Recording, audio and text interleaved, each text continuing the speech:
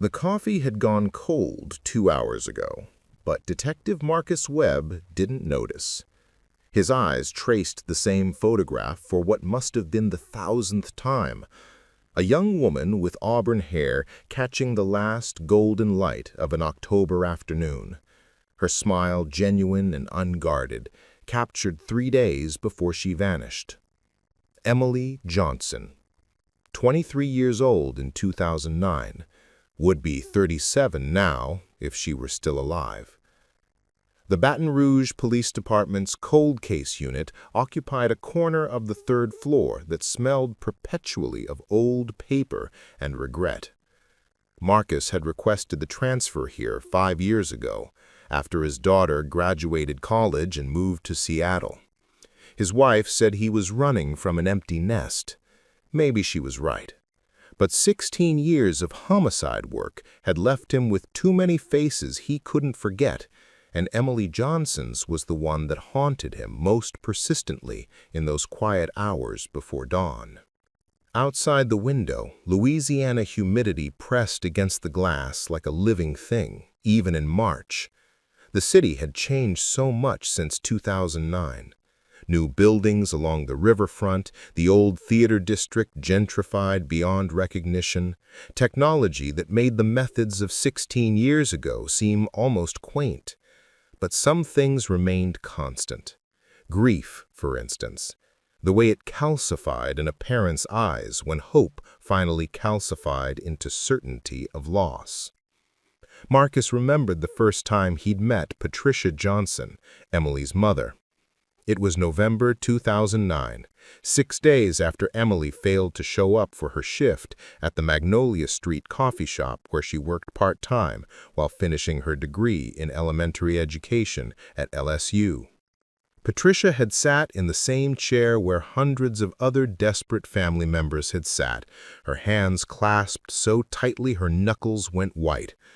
And she'd said something that stuck with him. Emily always called. Even when she was angry with me, even when we'd fought, she always called to let me know she was safe. Something's wrong. Something's very wrong. She'd been right, of course. They found Emily's car 3 days later in the parking lot of a nature preserve 30 miles outside the city, keys still in the ignition, her purse on the passenger seat, with wallet, phone, and identification untouched. Her apartment showed no signs of forced entry or struggle. Her bank accounts went untouched after October 23, 2009. Security footage from the coffee shop showed her leaving at 6:47 p.m., waving goodbye to her coworker, carrying a canvas tote bag decorated with sunflowers that her younger sister had given her for her birthday. After that, nothing. She had simply dissolved into the thick Louisiana air like morning mist over the bayou. The case had consumed the department for months. Every boyfriend, every acquaintance, every professor, every customer who'd ever shown particular interest at the coffee shop, all interviewed, all investigated, all cleared. The media attention had been intense initially, then faded as months turned into years without leads. Patricia Johnson had never stopped searching. Marcus had attended press conferences she organized on every anniversary. He'd watched hope dim in her eyes year by year, replaced by something harder and more determined. Not acceptance, never that, just a grim resolve to never let her daughter be forgotten. Now, in March 2025, the photograph in Marcus's hand felt heavier than paper should feel. "You're doing it again," said Ramona Price, his partner in the cold case unit. She was younger than Marcus by 15 years, sharp as cut glass, with a reputation for being able to read body language like other people read headlines. She had transferred from robbery 6 months ago, bringing with her a fresh perspective that Marcus had grudgingly come to value. Staring at the Johnson file like it'll spontaneously confess. "New DNA technology," Marcus said, not looking up. "The state lab finally got approval for that genealogical database program. They're running the samples again, the ones from her car." Ramona's interest sharpened visibly. She rolled her chair closer, the wheels squeaking against the worn linoleum. The partial they found on the steering wheel? And the trace evidence from the trunk. Someone had been in there, Ramona. Someone had opened that trunk after Emily parked the car. There were carpet fibers that didn't match anything in her apartment, and a partial print that was always too degraded to match. But with the new genetic genealogy techniques. His desk phone rang, the sound sharp in the quiet office. Marcus glanced at the caller ID and felt his pulse quicken. Louisiana State Crime Lab. Detective Webb. He answered, and Ramona went very still, reading something in his voice. The conversation lasted 4 minutes. Marcus said very little, mostly listened, his free hand finding a pen and beginning to write, even though he knew he'd remember every word. When he hung up, he sat motionless for several seconds before meeting Ramona's gaze. "They got a hit," he said quietly. "Familial DNA. They traced it through third and fourth cousins, built out a family tree, and narrowed it down to a specific branch. The DNA from Emily's car steering wheel and trunk, it belongs to someone in the system now. Someone who's been living right here in Baton Rouge the entire time." "Who?" Ramona's voice was barely a whisper. Marcus looked down at the name he'd written in his angular handwriting and felt the world tilt slightly on its axis. Thomas Garrett, 54 years old. He's been a high school guidance counselor at Westside High for the past 22 years. Clean record except for a speeding ticket in 2017. Married, 3 kids, all grown, active in his church, volunteers with the literacy program at the public library. The silence that followed was the kind that precedes earthquakes. "Jesus Christ," Ramona breathed. "A guidance counselor." Marcus was already standing, already reaching for his jacket. "I need you to pull everything on him. Employment history, associates, family, property records, vehicles registered in his name. Everything. Cross-reference with Emily's life. See if there's any intersection we missed 16 years ago. Did she know him? Did she tutor students from West Side? Did they attend the same church? I want every connection, no matter how tenuous. What are you going to do?"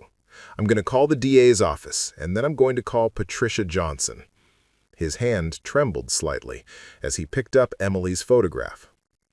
"After 16 years, I'm finally going to tell her we found him." But even as he said it, questions multiplied in his mind like fractals.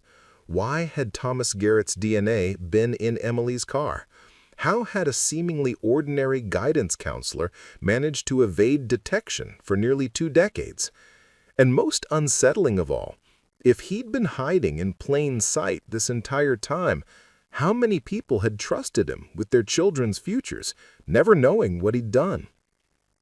The afternoon sun slanted through the blinds, painting prison bar shadows across Emily's photograph. Somewhere in this city, Thomas Garrett was probably at work, probably offering advice to troubled teenagers, probably trusted and respected by parents and colleagues alike. In a few hours, that would change forever. Marcus had worked enough cases to know that arrests, even long-awaited ones, rarely brought the closure people imagined. They opened new chapters of pain, raised new questions, forced families to relive trauma in courtrooms and depositions. But justice, even delayed, even imperfect, was still justice. He dialed Patricia Johnson's number from memory. She answered on the second ring, her voice cautious. She'd learned long ago to fear unexpected phone calls. "Hello? Mrs. Johnson, this is Detective Marcus Webb. I need you to sit down. I have news about Emily's case." The sharp intake of breath on the other end of the line carried 16 years of waiting. Across town, in a comfortable brick house on Maple Street with a well-tended garden and a wooden swing hanging from the oak tree in the front yard, Thomas Garrett was grading college recommendation letters at his kitchen table. His wife Susan was at her book club meeting. The house was quiet except for the hum of the refrigerator and the distant sound of a neighbor's lawnmower. He had always been good at maintaining normalcy, at moving through life with the appropriate expressions, the right words for every occasion. His students said he was the best listener at Westside High School, that he actually cared, that he remembered details about their lives that other teachers forgot. Parents sent him thank you notes when their children got into good colleges. He'd received the school's Teacher of Excellence Award 3 times. The coffee cup beside him bore the inscription, "World's Best Dad," a Father's Day gift from his youngest daughter. He sipped from it absently as he wrote careful comments in the margins of a letter of recommendation for a bright senior named Taylor who wanted to study marine biology. His phone buzzed with a text from Susan, "Book club running late, don't wait dinner for me, love you." He texted back a heart emoji and returned to his work. The ceiling fan rotated slowly overhead, and afternoon light painted golden rectangles on the hardwood floor. Everything was exactly as it should be. Everything was perfectly, meticulously normal. He had no way of knowing that 16 years of careful normalcy were about to shatter like glass. Or perhaps, in some deep and guilty corner of his mind, he'd always known this day would come. Perhaps he'd been waiting for it, the way a fugitive waits for the knock on the door in the middle of the night. Perhaps the normalcy itself had been a kind of penance, or a kind of performance, or both. In his office at school, locked in the bottom drawer of his filing cabinet, there was a newspaper clipping from November 2009, "Missing LSU Student." The photograph showed a young woman with auburn hair and a genuine smile. He'd told himself 1,000 times to throw it away, to burn it, to let it go. But he never had. Some evidence, it seems, people kept locked inside themselves, even when every rational instinct screamed to destroy it. The lawnmower sound faded. The house settled into its afternoon silence. Thomas Garrett finished his recommendation letter and moved on to the next one, his handwriting neat and unhurried, his face composed. In 2 hours, everything would change. But for now, in this last pocket of ignorant peace, he was simply a guidance counselor doing paperwork on a Wednesday afternoon, and the rest of the world spun on unaware. Emily Johnson had wanted to teach children. That was the detail that always struck people when they learned about her case.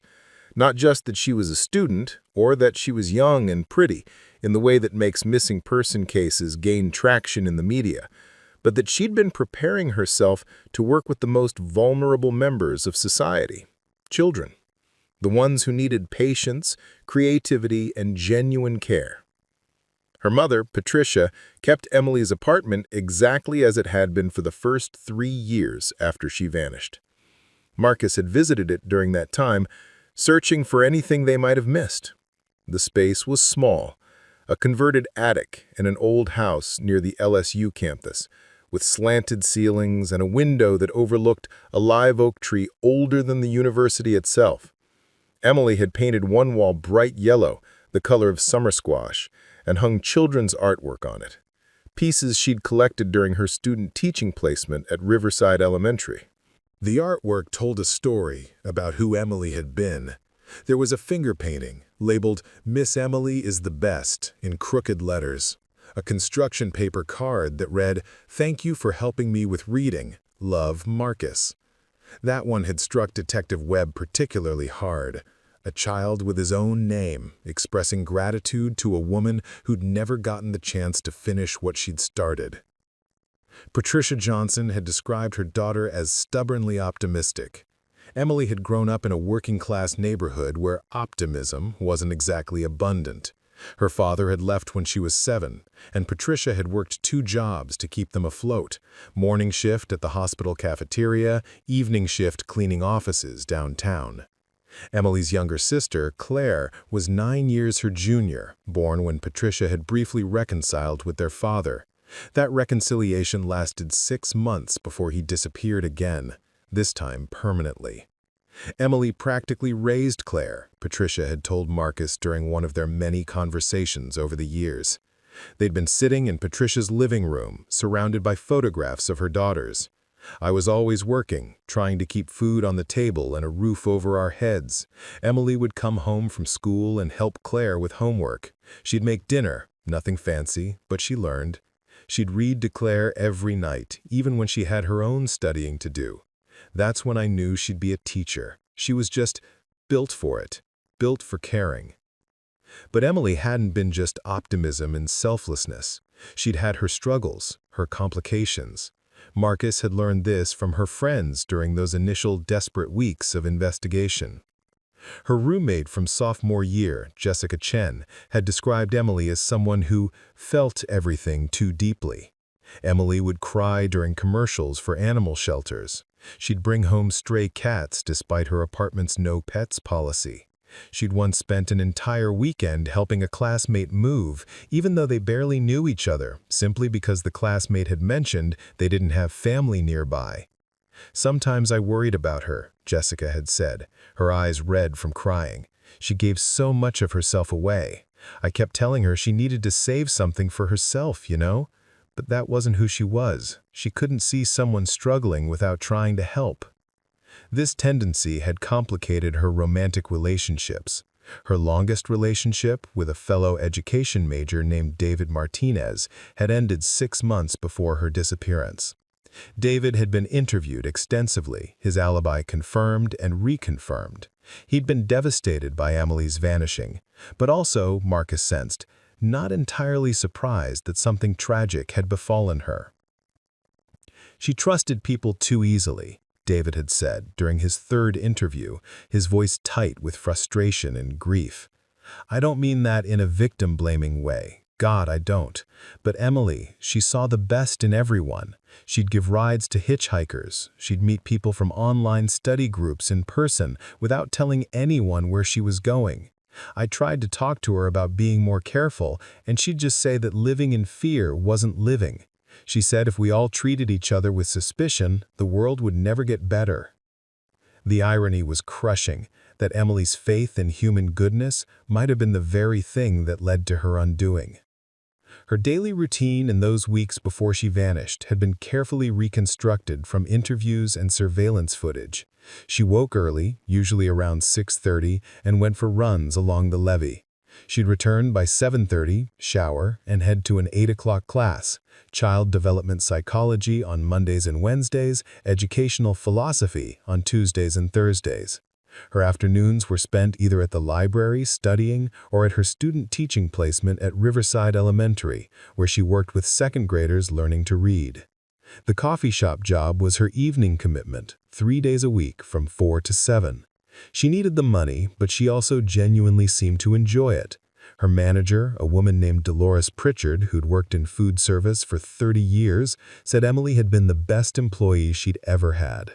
Never late, never complained, always had a kind word for difficult customers. She remembered regulars' orders. She'd ask about their families. There was this older man, Mr. Henderson, who came in every Tuesday at 5. His wife had died the year before, and I think he was just lonely. Emily would always take her break when he came in and sit with him for 10 minutes, just talking. He'd light up like Christmas morning when he saw her.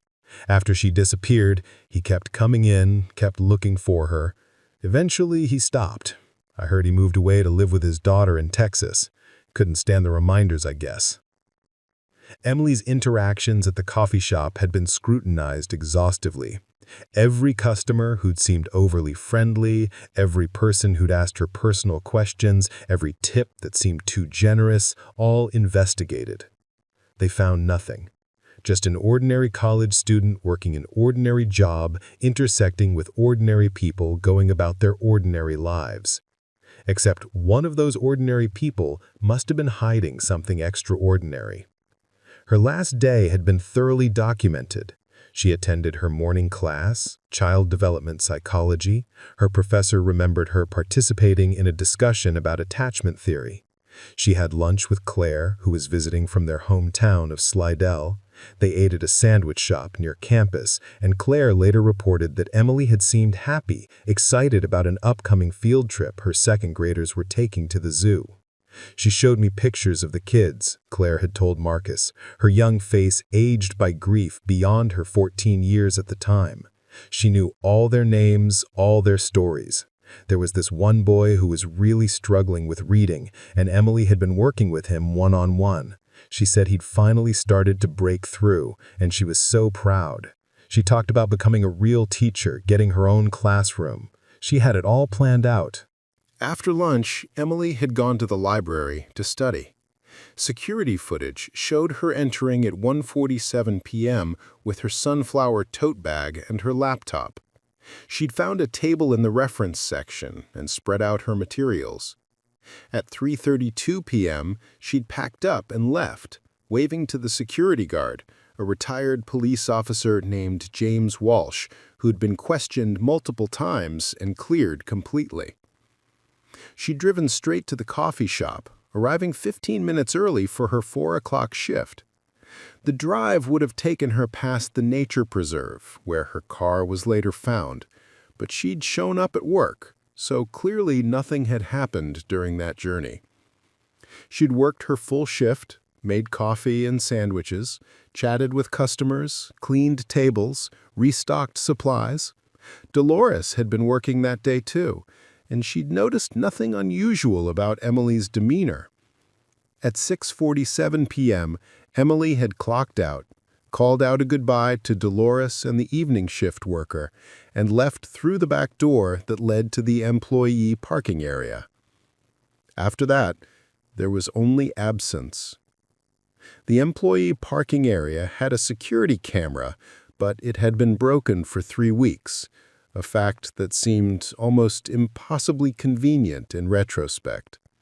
The coffee shop's owner had been waiting for a replacement part. Emily had parked her car, a 2004 Honda Civic with a dented bumper and a "Keep Calm and Teach On" bumper sticker, in her usual spot near the dumpster. The next confirmed sighting of the car was 3 days later at the nature preserve. But what happened in between? That was the question that had tormented Marcus for 16 years. Emily's phone records showed no calls or texts after 6:43 p.m. when she'd texted Claire, "Good seeing you today. Love you lots." Her bank card wasn't used. There was no activity on social media.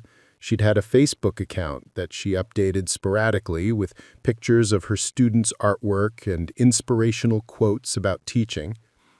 It was as if she'd stepped out of the coffee shop's back door and into a void. The theories had multiplied over the years.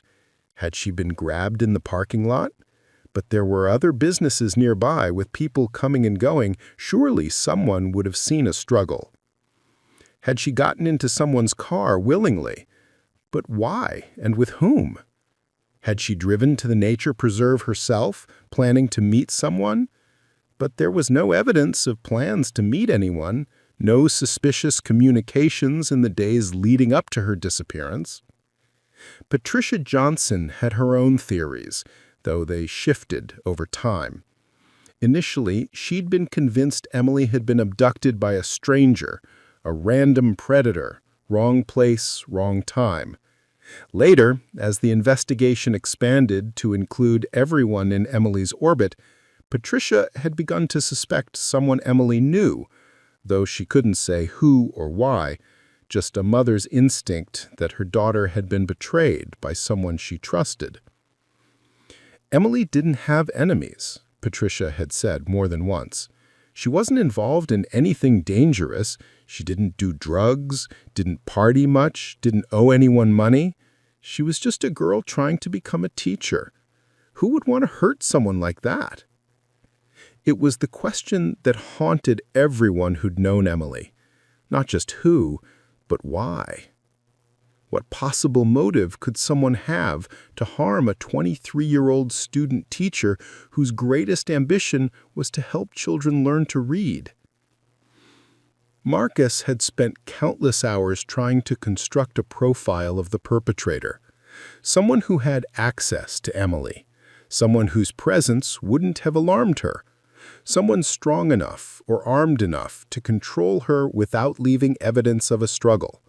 Someone with knowledge of the area, including the nature preserve, a location not widely known to people outside the immediate region.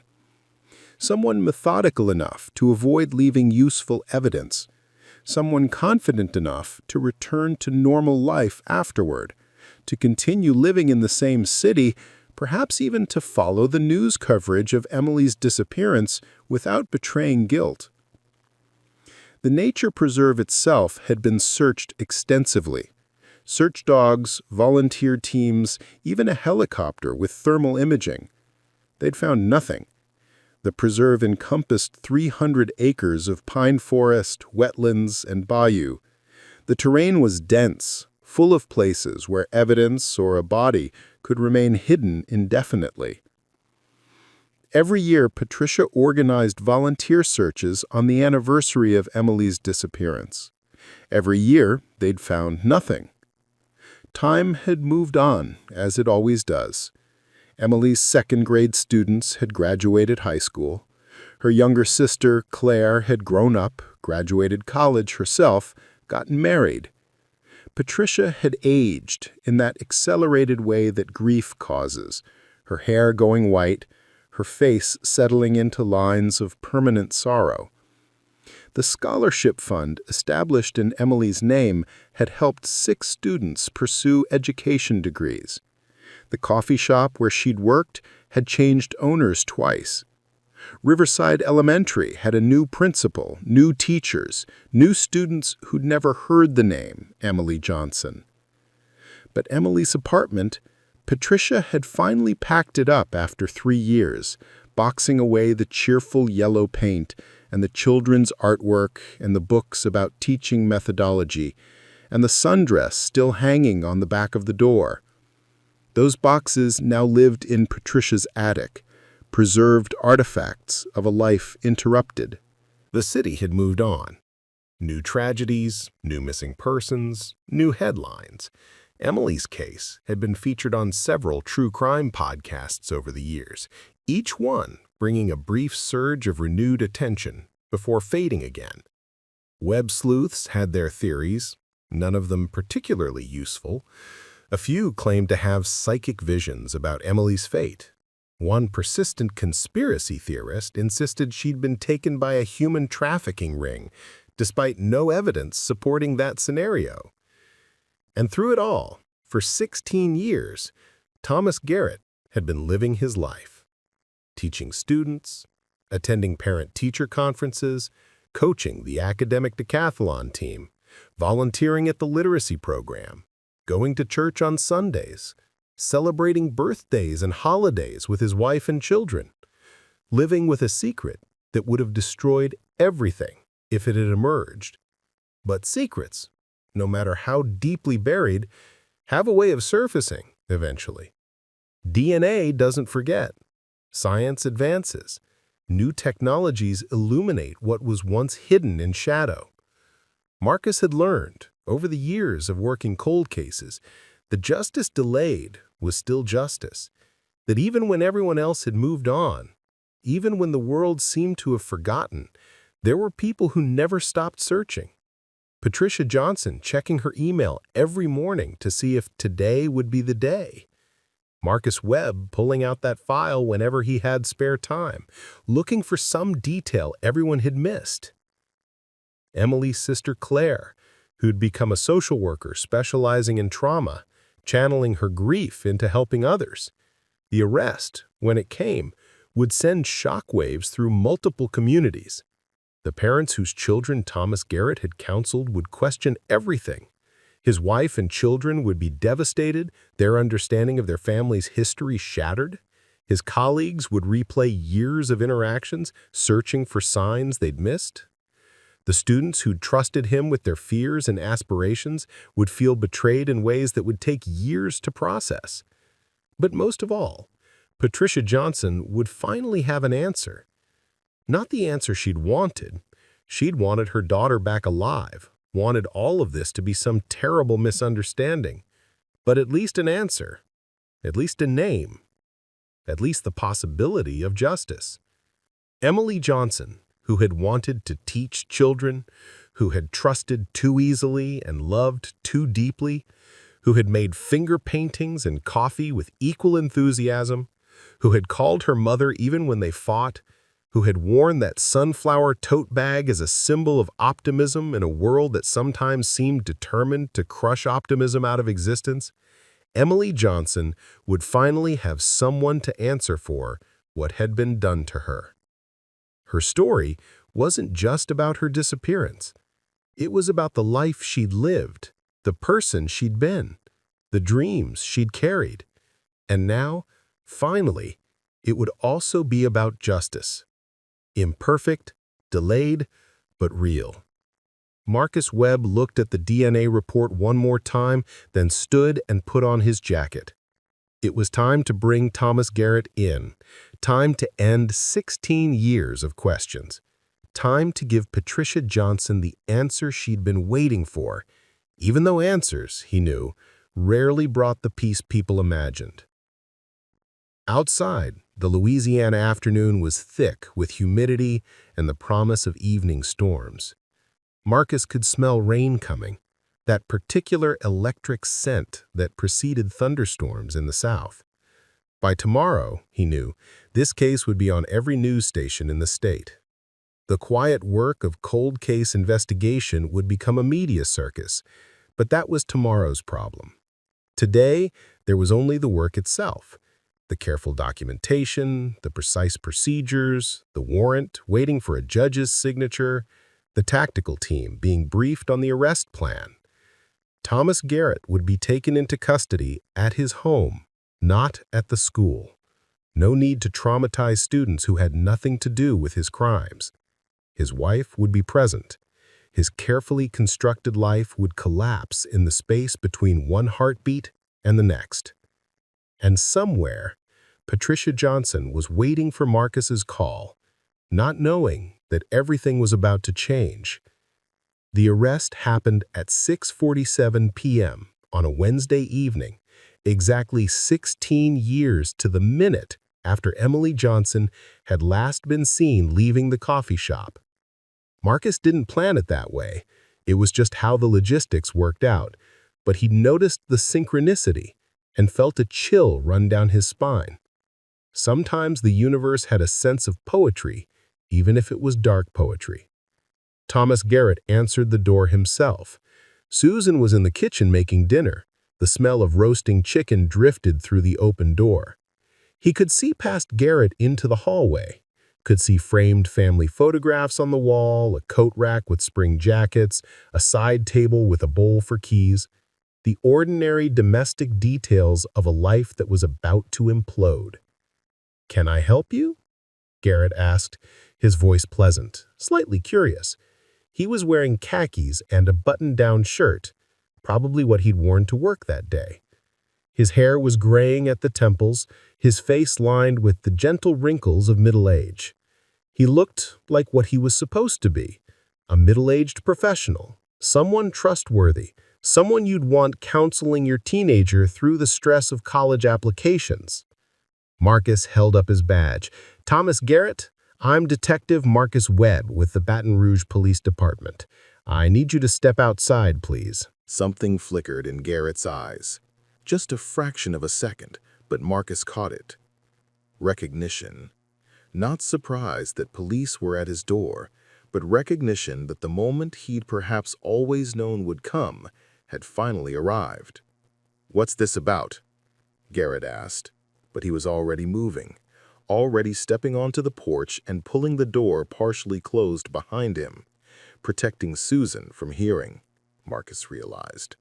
Still maintaining control, still managing the situation.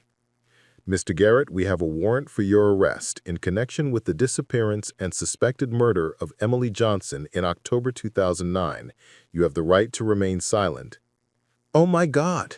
Susan Garrett had appeared in the doorway, wooden spoon still in her hand, her face draining of color. What are you talking about? There must be some mistake." Marcus continued reading Miranda rights while Ramona moved forward with handcuffs. Garrett didn't resist. He looked at his wife with an expression Marcus couldn't quite read. Regret? Apology? or just the blank mask of someone who'd been performing for so long that real emotion had become inaccessible. "Susan," Garrett said quietly. "Call Richard." Richard was his attorney, Marcus knew from the background check. Richard Beaumont, a defense lawyer with an office downtown.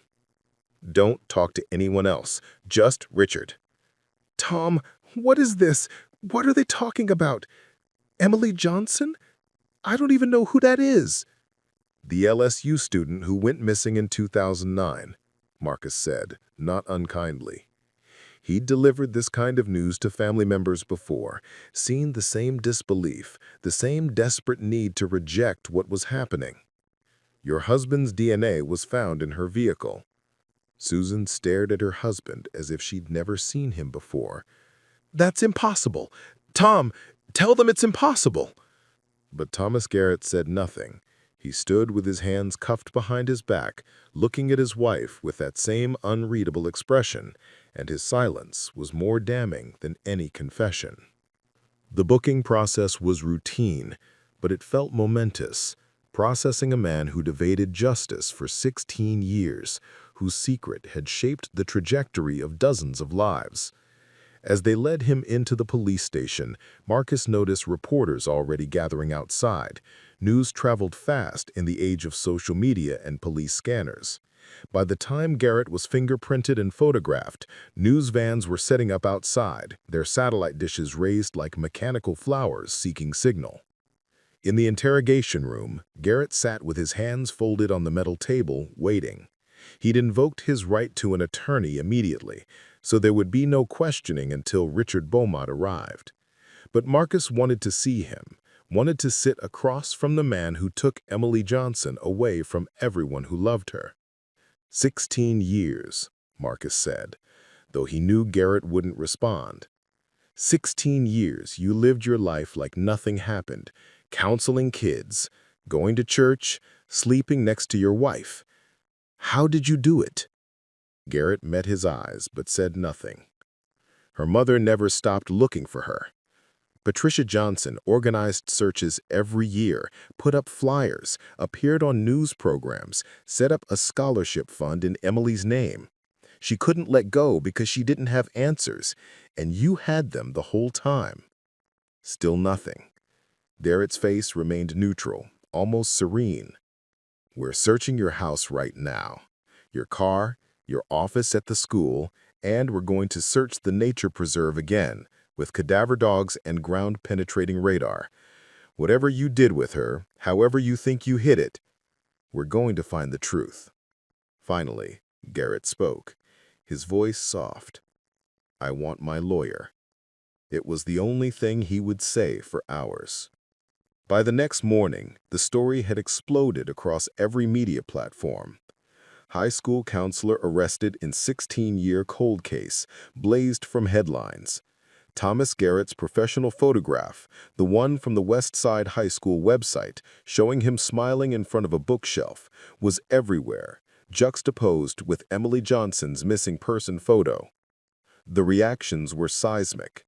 At West Side High School, Principal Jennifer Morrison called an emergency assembly. Students who'd been counseled by Mr. Garrett sat in the auditorium trying to process the news. Seniors who'd received college recommendation letters from him wondered if those letters would now hurt their chances. Juniors who'd confided in him about family problems, mental health struggles, relationship issues, they felt exposed, violated, wondering what he really thought while listening to their teenage angst. I told him things I've never told anyone, said a 17-year-old named Mia Thompson, crying during an interview with a local news station. Her parents had given permission for the interview, hoping it would help her process the shock. He helped me when I was depressed. He made me feel like someone actually cared. And now I find out how could he be that person and also someone who could hurt someone? How do I believe anything was real? Parents were furious and frightened. The PTA held an emergency meeting that devolved into shouting and tears. How had this man worked with their children for over 2 decades? What kind of background checks had been conducted? Could he have harmed students? There was no evidence he had. His work history was clean, no complaints, no red flags, but the mere possibility was enough to make parents question everything. Thomas Garrett's colleagues were shell-shocked. They'd worked alongside him for years, eaten lunch with him in the teacher's lounge, attended his daughter's wedding, shared jokes and complaints about school board policies. The English department chair, a woman named Deborah Mills who'd known Garrett since he was first hired, told reporters she felt like she'd never really known him at all. He was the person everyone went to for advice, she said, her voice shaking. Students loved him, parents trusted him, and I considered him a friend. We had coffee every Friday morning before school. We talked about our kids, our lives. How did I sit across from him every week and never see that he was hiding something like this? The church community was equally devastated. Thomas had been a deacon at Calvary Baptist Church for 12 years. He'd led Bible study groups and helped organize the annual mission trip to Guatemala. Pastor William Chen released a statement expressing shock and prayers for all involved. But privately, he was reeling. He'd counseled parishioners alongside Thomas. He trusted him with vulnerable congregants. The betrayal felt personal and profound. Susan Garrett had locked herself in her house, refusing to speak to media. Her 3 adult children, Amanda, 31, Michael, 29, and Jennifer, 26, had all rushed home when they heard the news. Amanda lived in Dallas, Michael in Atlanta, Jennifer in New Orleans. They'd all dropped everything to be with their mother, to try to make sense of the impossible. "This isn't our father," Michael told his sisters repeatedly, though he sounded less convinced each time he said it. "There's been a mistake. DNA can be wrong. Someone set him up." But the evidence was mounting. The search of the Garrett home had uncovered something troubling. A box hidden in the attic containing newspaper clippings about Emily's disappearance, printed articles from online true crime forums discussing the case, and a Westside High School yearbook from 2009. Emily Johnson had never attended Westside. She'd gone to LSU, so there was no obvious reason for Garrett to have been following her case so closely, unless he had a guilty connection to it. More damning still was what forensic accountants discovered when they examined Garrett's financial records from 2009. On October 24, 2009, the day after Emily disappeared, he'd withdrawn $847 in cash from an ATM, an unusually large withdrawal for someone who typically used his debit card for everything. There was no record of what the cash had been used for. 2 days later, he'd made another cash withdrawal of $620. The timing was suspicious, though not conclusive. Defense attorneys could argue he'd needed cash for any number of innocent reasons. But then investigators found something that chilled Marcus to his core. Receipts from a hardware store in Hammond, 43 miles from Baton Rouge, dated October 25, 2009. Purchased with cash, a shovel, heavy-duty garbage bags, bleach, and work gloves. The store had kept records going back years, and the timestamp on the receipt was 8:47 a.m., placed Garrett there less than 12 hours after Emily had last been seen. "He went out of his way," Ramona said, spreading the receipts on the conference table where the task force was meeting. The investigation had expanded to include FBI agents given the possibility of a kidnapping across state lines, though the working theory now was that Emily had been killed and buried somewhere in the extensive wilderness of southern Louisiana. He went out of his way. He could have bought these things anywhere closer to home. He was being careful. He didn't want to be remembered, didn't want anyone connecting him to these purchases. Marcus studied the receipts, imagining Thomas Garrett driving to Hammond in the early morning hours, probably barely slept, his hands maybe still shaking, his mind working through the logistics of covering up what he'd done. "We need to find where he went after Hammond. Pull highway footage if we can get it. I know it's a long shot after 16 years. Check his phone records from that day. GPS wasn't standard in phones back then, but we can at least see what towers he was pinging off of." The phone records arrived that afternoon. October 25, 2009, Thomas Garrett's cell phone had pinged off towers in Baton Rouge early morning, then Hammond around the time of the hardware store purchase, then a tower near the town of Robert, Louisiana, deep in Tangipahoa Parish, where the terrain was swampy and wild, where vast stretches of forest and wetland could hide secrets indefinitely.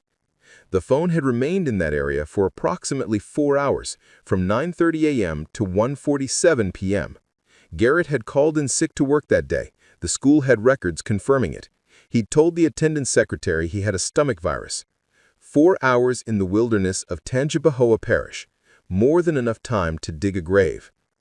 Patricia Johnson learned about the arrest from Detective Webb's phone call, but the details emerged piece by piece over the following days through media reports and official updates. She sat in her living room, surrounded by family and friends who'd come to support her, watching the news with an expression that cycled between vindication, grief, and something like exhaustion. "I always knew someone took her," she said to Marcus when he visited to update her in person.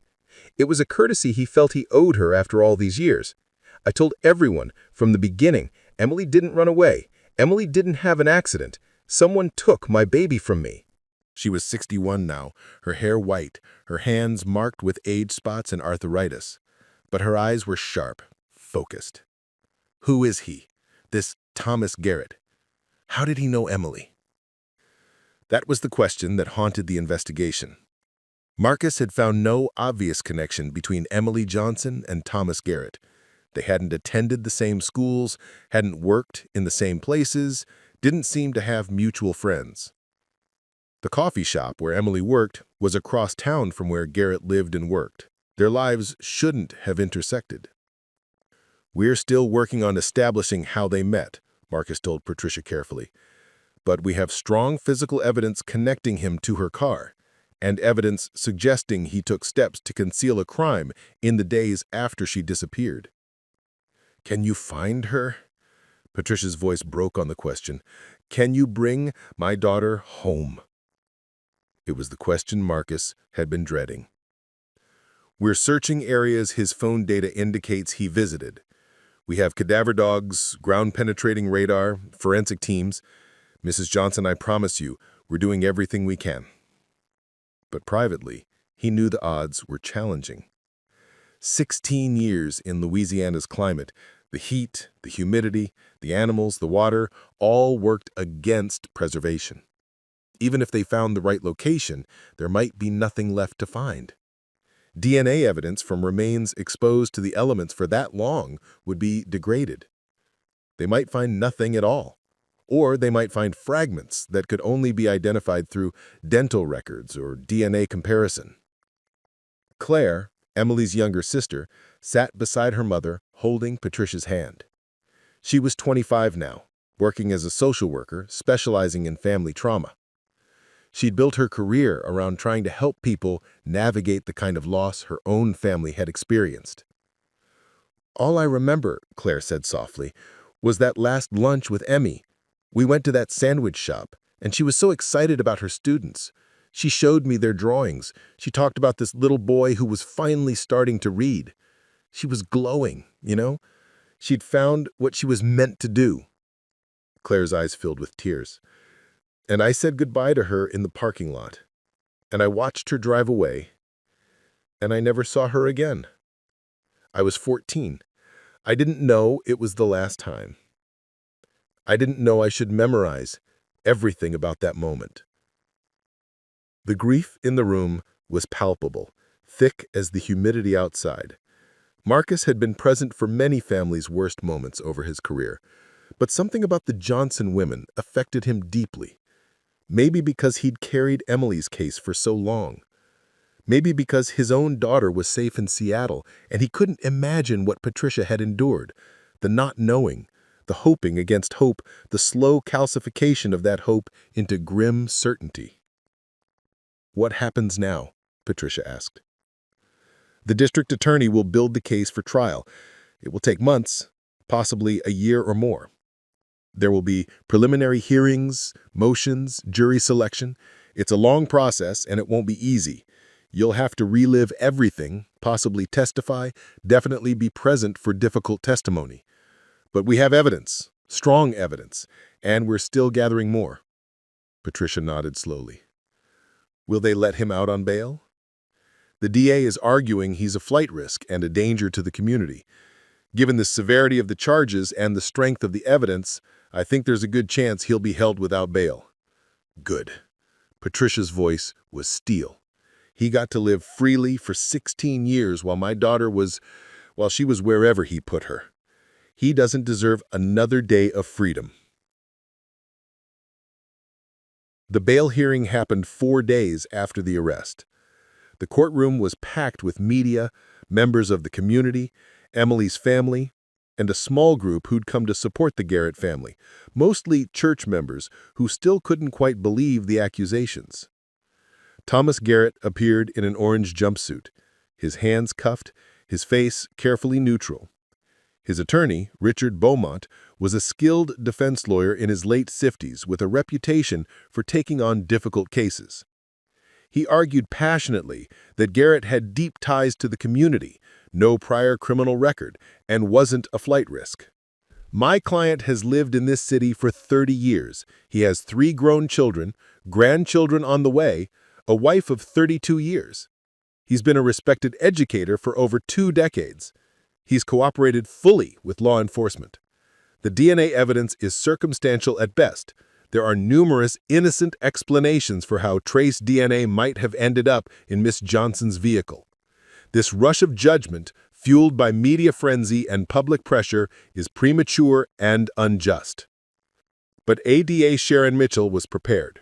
She presented the hardware receipts, the phone data, the hidden box of newspaper clippings, the timeline that showed Garrett had called in sick to work and spent 4 hours in an area known for its wilderness. She showed photographs of Emily Johnson, smiling and alive. She described the 16 years of anguish Emily's family had endured. This defendant had the means, opportunity, and demonstrable consciousness of guilt. The evidence shows he took deliberate steps to avoid detection. He made purchases designed to conceal a crime. He traveled to a remote area the day after the victim disappeared, and for 16 years he said nothing while a mother searched desperately for her missing daughter. He is absolutely a flight risk, Your Honor. If he managed to evade justice for 16 years while living openly in this community, what's to stop him from disappearing if released? Judge Martin Reeves, a stern man in his 60s, who'd presided over some of the parish's most serious cases, took less than 10 minutes to deliberate. Bail is denied. The defendant will remain in custody pending trial. Thomas Garrett showed no visible reaction, but Susan Garrett, sitting in the gallery, let out a soft sob that carried through the suddenly silent courtroom.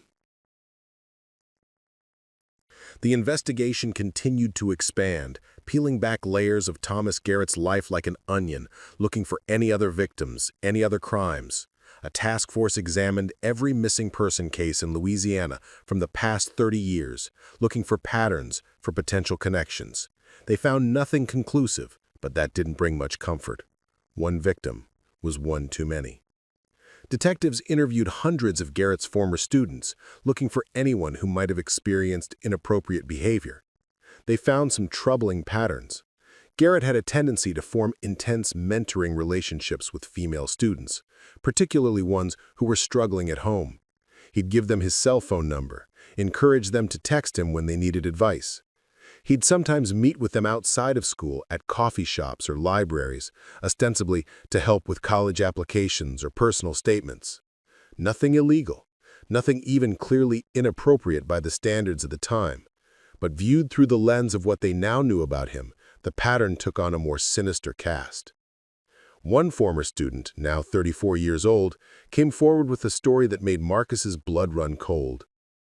Vanessa Goudry had been a junior at West Side High in 2008, struggling with depression and an abusive father. Garrett had counseled her extensively, had been kind and supportive. One evening in October 2008, exactly 1 year before Emily Johnson disappeared, he offered to drive Vanessa home from a late school event. She'd accepted gratefully, not wanting to call her father in one of his rages. "He drove me home the long way," Vanessa told Marcus, her hands shaking as she held a coffee cup in the interview room. "Through the industrial area, past the old warehouses, and then he just pulled over, just stopped the car in this empty parking lot. And he turned to me and he said, 'You know I care about you, right? More than anyone else at that school cares about you.'" "What happened then?" Marcus asked gently. "I got scared. Something in his voice, in the way he was looking at me, it wasn't right. I said I needed to get home, that my dad would be angry if I was late. And Mr. Garrett his face changed. It went blank, and he said, 'Of course, I'm sorry. I shouldn't have said that. And he drove me home, and he never mentioned it again. I never told anyone because I thought maybe I'd misunderstood, maybe I'd been paranoid. But I avoided being alone with him after that." Marcus leaned forward. "Vanessa, did you ever tell anyone about this, even as a vague feeling that something was off?" She shook her head. "Who would have believed me? He was Mr. Garrett. Everyone loved him. And I was the girl with the messed-up family who'd just started antidepressants. I figured no one would take me seriously." This was the insidious nature of predators in positions of trust, Marcus thought. They built reputations carefully, cultivated images of trustworthiness, and when they made their moves, victims doubted their own perceptions because surely Mr. Garrett, the beloved guidance counselor, couldn't possibly have bad intentions. How many other girls had there been? How many other moments that fell just short of actionable misconduct but left students feeling uncomfortable, uncertain, silenced? And was Emily Johnson the first time Garrett's impulses had escalated from inappropriate comments to actual violence? Or had there been a progression, an escalation over years? In the parish prison, Thomas Garrett maintained his silence. He spoke to his lawyer, but to no one else. He accepted meals, exercised in the recreation yard, read books from the prison library. Guards reported that he kept to himself, was polite when necessary, showed no signs of distress or remorse. It was as if he had simply exchanged one performance for another, from respectable guidance counselor to model prisoner. But inside, what was he thinking? Did he feel relief that the secret was finally out? Did he relive what he'd done to Emily Johnson? Did he think about his wife and children, about the life he had that was now irrevocably destroyed? Or had he compartmentalized so thoroughly over 16 years that he'd almost convinced himself it hadn't happened, that the man who'd harmed Emily was someone separate from the man who'd counseled students and gone to church and grilled burgers on the 4th of July? Marcus had interviewed enough criminals to know that some of them are genuinely divided selves, capable of terrible acts while also being, in other contexts, seemingly normal people. It was one of the most unsettling aspects of his job, the realization that evil didn't always announce itself, didn't always look like monsters. Sometimes it looked like a middle-aged guidance counselor in khakis and sensible shoes. The search of Tangipahoa Parish was massive and methodical. Based on the cell tower data, investigators had narrowed the search area to approximately 15 square miles of dense forest and wetland. It was still a huge area to cover, but at least they had a starting point. Cadaver dogs were brought in. German shepherds trained to detect the scent of human remains even years after death, even through soil and vegetation. The dogs worked in a grid pattern, their handlers documenting every alert. Ground-penetrating radar teams followed, scanning areas where the dogs had shown interest. On the 6th day of the search, in a dense section of pine forest about 3 miles from the nearest road, accessible only by an overgrown logging trail that hadn't been used in decades, one of the dogs alerted persistently at a depression in the ground. The depression was subtle, easily overlooked, partially covered by fallen leaves and encroaching vegetation. But the dog wouldn't move, kept pawing at the ground, kept looking back at its handler. The forensic team moved in carefully, documenting everything with photographs and measurements. They began excavating slowly, removing soil one careful layer at a time, sifting everything through screens to ensure no evidence was missed. 18 inches down, they found fabric. Degraded, stained, but unmistakably synthetic material. The remnants of heavy-duty garbage bags, the kind Thomas Garrett purchased in Hammond on October 25, 2009. 24 inches down, they found bone. Human bone. A femur, weathered and discolored, but intact. They had found Emily Johnson. The excavation took 3 days. Working with painstaking care, forensic anthropologists recovered skeletal remains from the shallow grave. 16 years in Louisiana soil, with its acidity and its insects and its water table, had taken their toll. But bones endure. Bones tell stories. The remains were transported to the State Forensic Facility in Baton Rouge. Dr. Miriam Santos, the chief forensic anthropologist, began the careful work of analysis. Dental records confirmed what everyone already knew in their hearts. These were Emily Johnson's remains. She had been found. But Dr. Santos's report revealed something else, something that added new horror to an already horrific case. The hyoid bone in Emily's neck showed fracture patterns consistent with manual strangulation. She'd been strangled, probably with hands rather than a ligature. The force required would have been substantial. This wasn't an accident or a momentary loss of control. This was sustained violence, someone's hands around a young woman's throat, squeezing, applying pressure for minutes until life extinguished. And there was more. Evidence of blunt force trauma to the back of the skull, probably occurring before death. Emily had been struck from behind, hard enough to fracture bone. She might have been unconscious or disoriented before the strangulation. Perhaps she'd never known what was happening to her, never had a chance to fight back. Marcus read the forensic report in his office, alone, with Emily's photograph still on his desk. 23 years old, working to become a teacher, trusting enough to help anyone who seemed to need it. And someone, Thomas Garrett, had exploited that trust, had led her somewhere, had struck her from behind, had strangled her until she died, had buried her in a shallow grave in the middle of nowhere, and then gone home to his wife and children and carried on as if nothing had happened. The rage Marcus felt was unprofessional, and he knew it. He was supposed to remain objective, to follow evidence and procedure. But 16 years of carrying Emily's case, 16 years of looking into Patricia Johnson's grief-stricken eyes, 16 years of knowing that someone out there had answers and wasn't providing them, it had worn away his ability to remain detached. He called Patricia before the media got wind of the discovery. It was the least he could do, the least she deserved. "We found her," he said simply. "We found Emily." The sound that came through the phone was ancient and primal. A mother's grief finally finding its object, relief and devastation mixing into something that transcended words. The news that Emily Johnson's remains had been recovered rippled through every community touched by the case.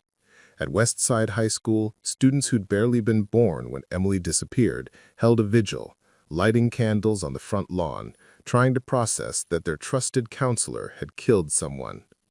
At Calvary Baptist Church, the congregation held a prayer service for Emily, her family, and even for Thomas Garrett's family, though that last part was controversial, with some members objecting to offering prayers for the family of a murderer.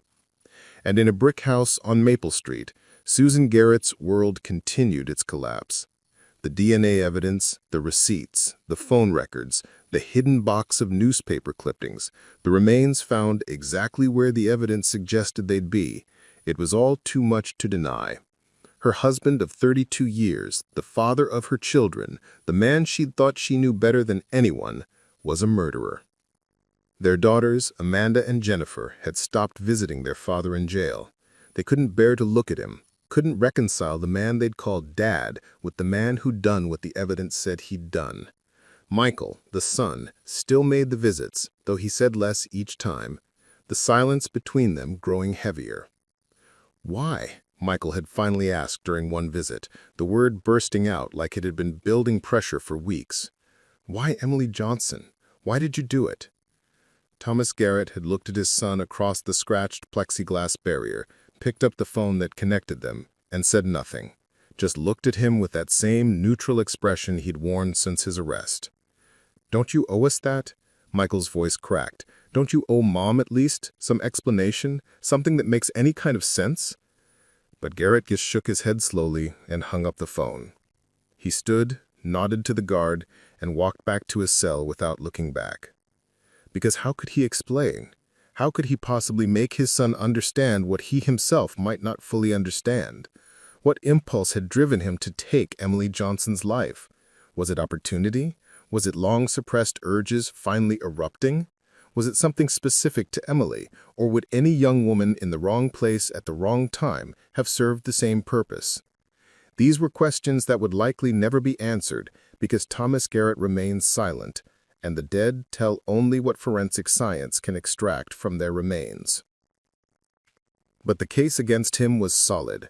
The DNA evidence, the circumstantial evidence, the remains found exactly where the phone data suggested they should be, the timeline, the purchases of burial supplies, it all told a clear story. The prosecution was confident, a conviction seemed all but certain, and yet nothing about it felt like victory. Emily Johnson was dead. She'd been dead for 16 years, her body buried in a pine forest while life continued without her, while the man who'd killed her counseled other young people about their futures, while her mother searched and grieved and never gave up hope. Justice, when it finally came, would be cold comfort. It couldn't bring Emily back, couldn't restore the years stolen from her, couldn't heal the wounds her martyr had inflicted on everyone who'd loved her. It could only acknowledge that wrong had been done and exact a price for it. But it was something. After 16 years of questions, it was something. The preliminary hearing was scheduled for late May, 6 weeks after the arrest. It would be the first time most of the evidence would be presented in a courtroom, the first time the public would hear the full scope of what investigators had uncovered. The media attention was intense. National news outlets had picked up the story, seeing in it all the elements that captured public fascination. A cold case solved, a trusted authority figure revealed as a predator, advancing forensic technology finally delivering justice. But before the hearing, there were revelations that continued to emerge, each one adding new dimensions to the tragedy. The first came from Emily's phone records, not from October 2009, which had been examined exhaustively over the years, but from the months preceding her disappearance. Investigators had always looked at her contacts, her calls, her text messages, but with fresh eyes and new context, they noticed something they'd previously dismissed as irrelevant. In July 2009, 3 months before her disappearance, Emily had received 3 calls from Westside High School's main number. Each call lasted less than 2 minutes. At the time, investigators had assumed they were wrong numbers or perhaps related to some administrative matter at the school. Emily had done some substitute teaching at various schools while completing her education degree. Perhaps Westside had been calling to offer her a position. But now, with Thomas Garrett's involvement confirmed, those calls took on new significance. Marcus obtained records showing that during the time periods of those calls, Garrett had been in his office. School phone logs showed calls placed from his office extension to an outside line, 3 times in July, each corresponding to one of the calls Emily had received. Thomas Garrett had contacted Emily Johnson 3 months before her disappearance. They had communicated. There was a connection, after all. Marcus and Ramona began reconstructing what that connection might have been. They interviewed everyone who might have known about interactions between Emily and Westside High. They finally found their answer in an unexpected place, the literacy volunteer program at the public library. Emily had volunteered there every Tuesday evening, working with adults who were learning to read. It was something she'd done throughout her time at LSU, seeing it as practice for her future teaching career and also as meaningful service. The program coordinator, a retired librarian named Helen Moss, was initially confused when detectives asked if Emily had ever worked with students from Westside High. "Not students," Helen said, slowly, thinking back 16 years. "But wait. Yes, there was something. Mr. Garrett from Westside sometimes referred family members of students to our program, parents or older siblings who needed literacy help. He was very community-minded, always trying to connect people with resources." Marcus felt pieces clicking into place. Did he ever refer anyone specifically to Emily? Helen frowned, trying to remember. "I'd have to check our old records. We keep files on all our volunteer tutors and their students. Let me see what I can find." 3 days later, Helen called Marcus with information that made his pulse quicken. In June 2009, Thomas Garrett had called the literacy program asking if they had any tutors who might be willing to work with a family member of one of his students, specifically a man in his late 30s who was embarrassed about his reading difficulties and wanted private one-on-one instruction. Helen had mentioned Emily, who was particularly patient and non-judgmental. Garrett had asked for Emily's contact information, saying he'd pass it along. "Did you give him to her?" Marcus asked, though he already knew the answer. "I gave him her phone number and email," Helen said, her voice small with the weight of hindsight. "Oh my God, did I help him find her?" "This isn't your fault," Marcus said, firmly, though he could hear Helen beginning to cry. "You had no way of knowing. None of us did." But now they knew how Garrett and Emily had connected. He had manufactured a reason to contact her, had perhaps met with her under the pretense of discussing this fictional literacy student. Had he been planning even then, or had the opportunity presented itself later, perhaps by chance, and he'd seized it? The July phone calls had been him setting the stage, establishing contact, becoming a familiar presence in Emily's life. By October, when whatever happened to cause her death occurred, she wouldn't have been surprised to hear from him, wouldn't have been alarmed if he asked to meet her somewhere. The second revelation came from forensic analysis of items recovered from Garrett's home. Among his possessions, investigators found a 2009 day planner that he'd apparently kept for sentimental reasons, or perhaps as a memento of what he'd done. Most of the entries were mundane: appointments, school events, reminders. But there was one entry that stood out, written in the small box for October 23, 2009. 7:30, Nature Preserve. Final.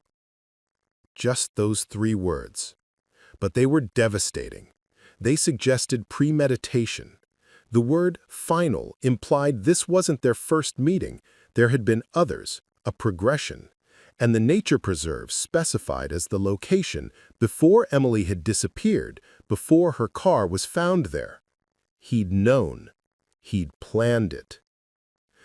Defense attorney Richard Beaumont would argue that the entry could mean anything, that final might refer to a final exam or a final decision about something unrelated.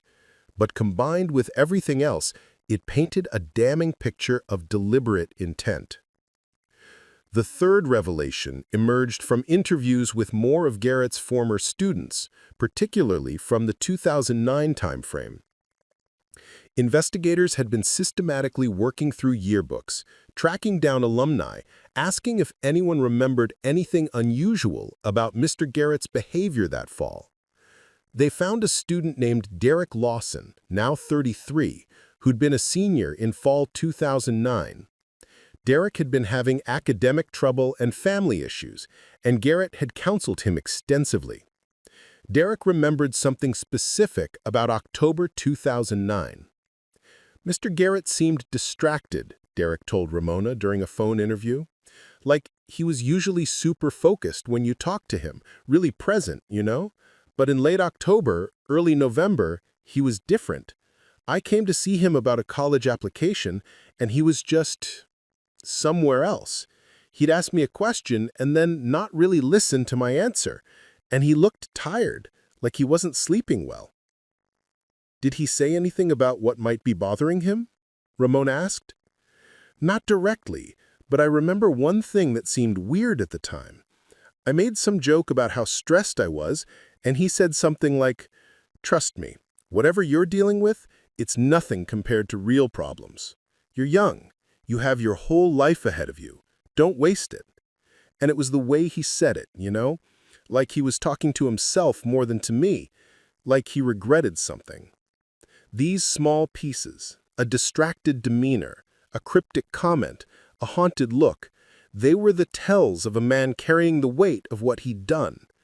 But they'd meant nothing at the time because no one had any reason to connect Thomas Garrett to Emily Johnson's disappearance. He'd been one of thousands of people going about their daily lives in Baton Rouge that fall, and his secret had remained hidden beneath layers of normalcy. The fourth revelation was perhaps the most emotionally devastating. It came from Patricia Johnson herself, who'd been going through Emily's belongings again after learning about the connection to the literacy program. She found Emily's journal. Patricia had looked through the journal before, in the terrible weeks after Emily first vanished, searching for clues of a romantic relationship, of conflict with friends, of anything obviously suspicious. She hadn't been looking for references to a middle-aged guidance counselor offering community service opportunities. Now, reading with new understanding, she found entries that took on sinister meaning. July 15, 2009. Met with Mr. Garrett today about tutoring his friend's brother. He seems really nice, very passionate about literacy and education. Says he's been counseling kids for 20-plus years and still believes education can change lives. Reminds me why I want to teach. He gave me some good advice about handling students who were embarrassed about needing help. Think this tutoring opportunity could be really valuable experience. August 3, 2009. Mr. Garrett called to say his friend's brother decided to work with a male tutor instead. Less embarrassing for him, I guess. Disappointed, but I understand. Mr. Garrett said he'd keep me in mind for future referrals. He asked about my student teaching placement, seemed genuinely interested in my career. Nice to talk to someone who gets it. David never really understood why teaching matters so much to me. October 18, 2009. Mr. Garrett called about another possible tutoring opportunity. Says he has a student whose father needs literacy help, but is too proud to go through official programs. Would I be willing to meet with him privately, maybe at the nature preserve where it's quiet and he won't feel judged? I said sure, why not? Mr. Garrett has been nothing but helpful and professional. Meeting is scheduled for next Friday after my shift at the coffee shop. There it was. October 18th.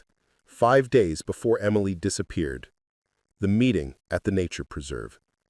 The trap being set. Patricia's hands shook as she read her daughter's words, Emily's voice coming through after 16 years of silence. Emily had trusted Thomas Garrett, had thought he was a good man trying to help people, had seen in him a fellow educator, someone who shared her values, and he'd exploited that trust. Had used her idealism and her desire to help as tools to lure her to a remote location. The journal entries stopped on October 22nd, the day before Emily vanished. The last entry was mundane. Excited for the zoo field trip tomorrow with my second graders. Gonna be a long day, but so worth it to see their faces when they see the elephants. Also, coffee shop shift tomorrow night, then meeting Mr. Garrett's friend. Busy week, but good busy. Patricia brought the journal to Marcus with tears streaming down her face. She was so excited about the zoo, Patricia whispered.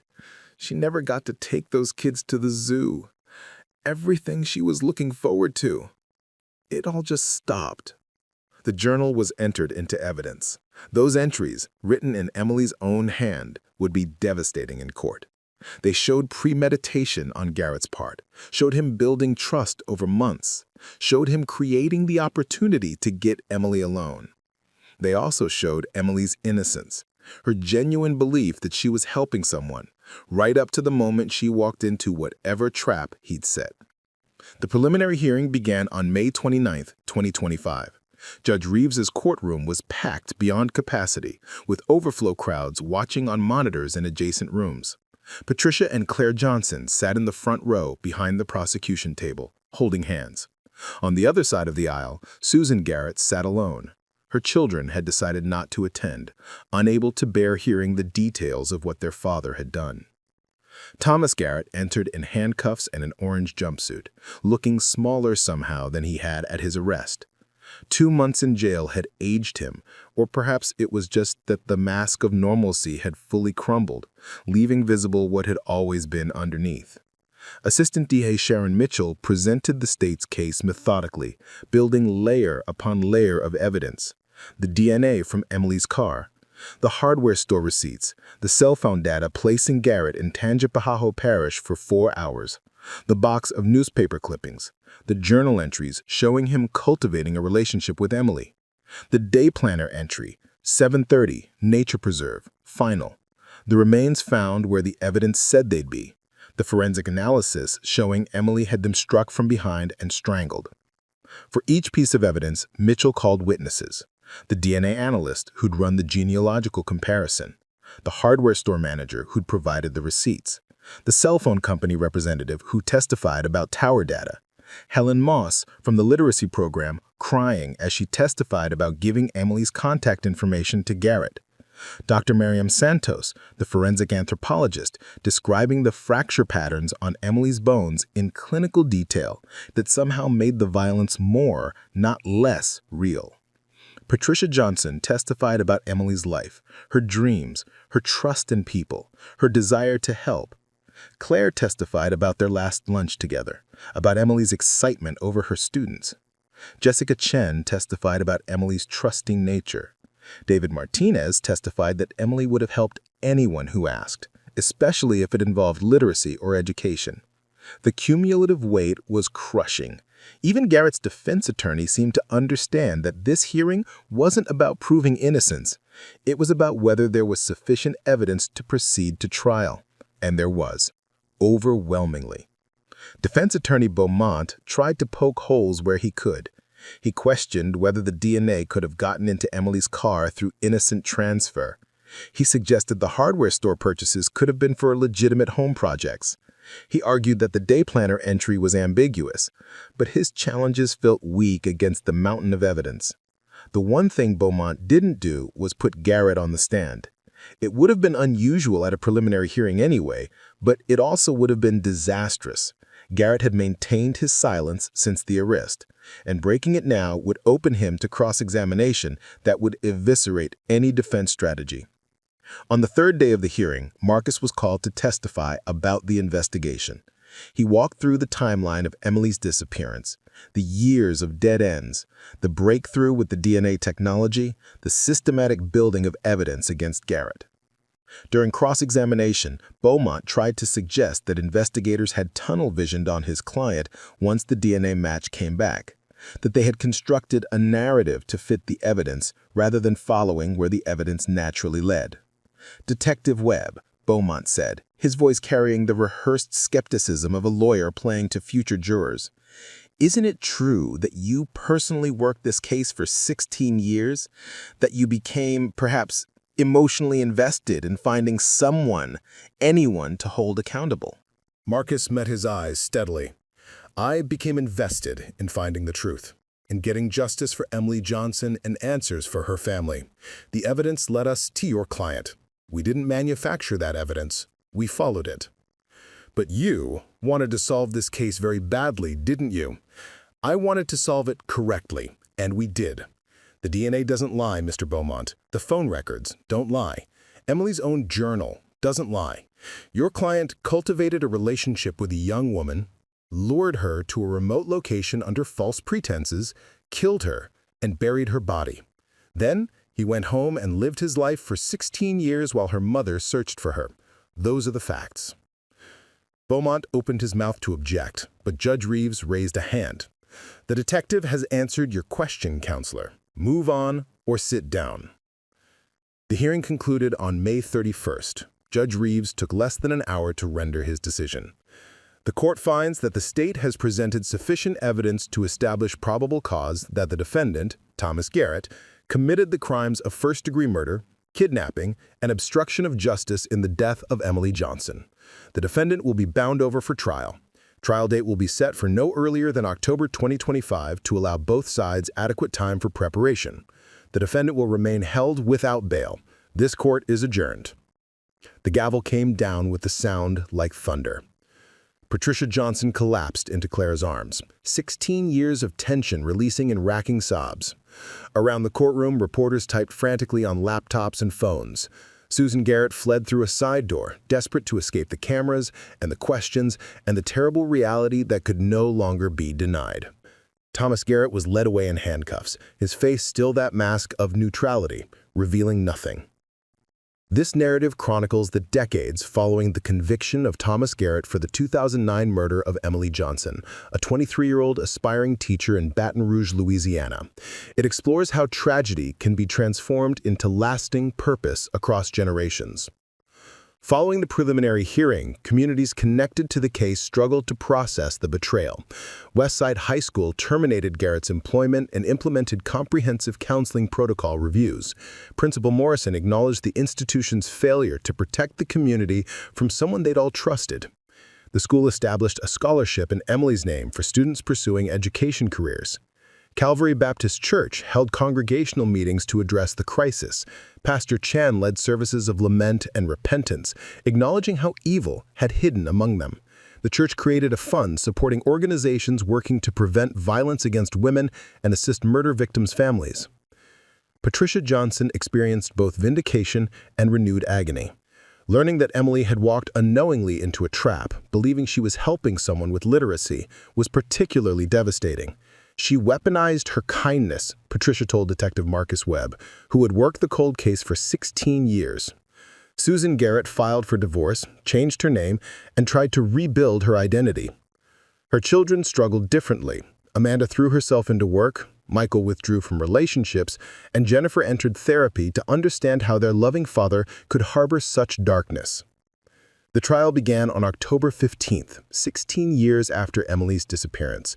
The prosecution presented overwhelming evidence: DNA matching Garrett with 1 in 47 trillion certainty, phone records placing him at the burial site, Emily's journal entries describing her trust in him, soil samples linking his car to the grave location, and her broken necklace, a graduation gift symbolizing her love of learning.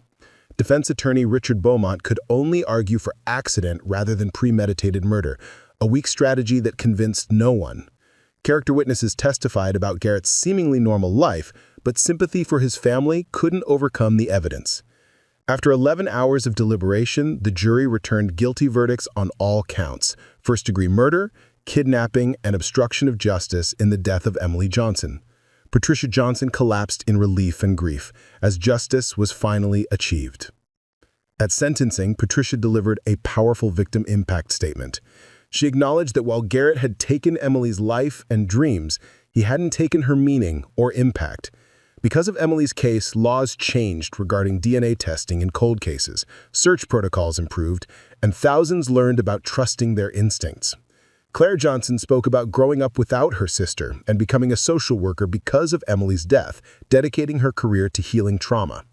Even Garrett's former students testified about learning resilience despite their betrayal. Garrett finally acknowledged guilt, saying, "I'm sorry," for the first time, though his words felt hollow. Judge Reeves sentenced him to life without parole plus consecutive sentences, stating he'd betrayed every trust placed in him. Patricia and Claire held a proper memorial service celebrating Emily's life rather than just mourning her death. The Emily Johnson Scholarship Fund was expanded to provide full tuition for 10 students annually pursuing education degrees.